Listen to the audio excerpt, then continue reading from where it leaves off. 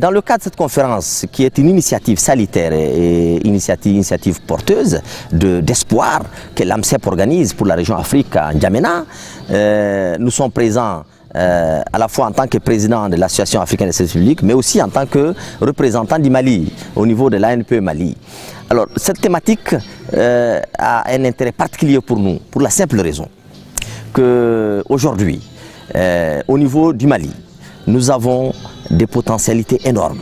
Nous avons des espaces immenses en termes de production agricole, mais qui ne sont pas exploités suivant le facteur clé de succès tel que résumé dans le cadre du concept de l'économie verte, comme défini par l'OIT, et qui permet de répondre à la crise économique que nous connaissons aujourd'hui au niveau du Mali, mais aussi qui permet de répondre à la crise écologique, qui est aussi une réalité. Même si au niveau du Mali, avec la superficie qui est la nôtre, on ne s'aperçoit pas tout de suite dans le court terme des effets néfastes et dévastateurs de ces changements climatiques. Parce que nous avons des espaces 1 240 000 km² avec une densité très faible par kilomètre carré d'occupation de la population. Alors ce qui fait qu'aujourd'hui, nous devons profiter de l'espace qui nous est donné dans le cadre de cette conférence pour aussi apporter des idées et des alternatives. Les alternatives que nous avons, c'est quoi? C'est que nous avons l'Office du Niger au Mali.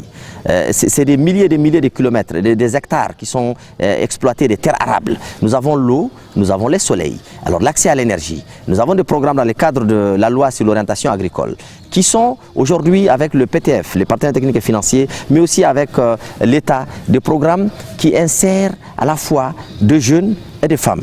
Parce que dans le cadre de l'économie verte au Mali, nous mettons l'accent particulier sur l'inclusion sociale, sur la dimension sociale de ces concepts, parce que nous mettons en œuvre des activités génératrices de revenus pour les femmes et pour les jeunes, mais aussi pour les autochtones, en fait, le traditionnel exploitant qui font de l'agriculture de subsistance. Quand nous prenons l'économie verte sous l'aspect secteur agricole, aujourd'hui au Mali, nous avons des avancées. Ces avancées, c'est surtout au niveau de l'exploitation agricole qui, aujourd'hui, l'agriculture au Mali,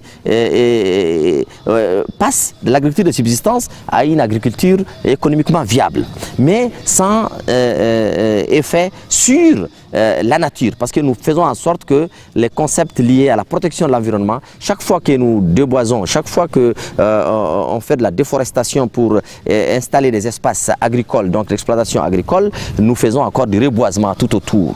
Et c'est ça qui permet aujourd'hui de régénérer les ressources forestières, les ressources halieutique. Au niveau de la pisciculture par exemple, nous allions toutes les techniques liées à la protection de l'environnement. Mais les efforts qui restent aujourd'hui, c'est surtout en termes de formation des ressources humaines pour pouvoir booster la promotion des emplois verts. C'est les ressources humaines mais aussi les ressources financières, les ressources économiques. Et au cours de cette conférence, nous allons parler de l'exemple du Mali, mais aussi faire du donner, du recevoir, en fait, tirer l'expertise aussi des autres pour pouvoir implanter cette dynamique partenariale afin de pouvoir à la fois atteindre les objectifs à court et moyen et long terme au niveau de la promotion de l'économie verte, promouvoir les emplois et intégrer aussi la dynamique de protection des écosystèmes au niveau de l'ensemble géographique du Mali, comme je l'ai dit, qui est très vaste. 1 240 000 km² pour une densité très faible, mais aussi avec des ressources en eau qui sont suffisantes.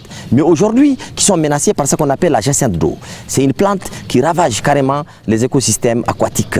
Et ceci aussi au niveau du ministère de l'Environnement, au niveau du ministère en charge de l'élevage et de l'agriculture, les politiques économiques publiques qui sont mises en œuvre permettent de faire face d'abord à l'avancée du désert, donc l'ensablement du fleuve, mais aussi faire face à cette plante-là qui ravage carrément les espèces qui se nourrissent là au niveau du lit du fleuve et les populations sont accompagnées par des projets et programmes d'insertion, de mise en œuvre d'activités alternatives qui puissent leur permettre de s'occuper et de pouvoir travailler afin de mettre, comme j'ai dit, d'apporter des réponses adéquates qui lient à la fois réponse à la crise économique par rapport à la lutte contre la pauvreté, mais aussi réponse liée environnementale dans le cadre de la crise écologique qui est une crise mondiale.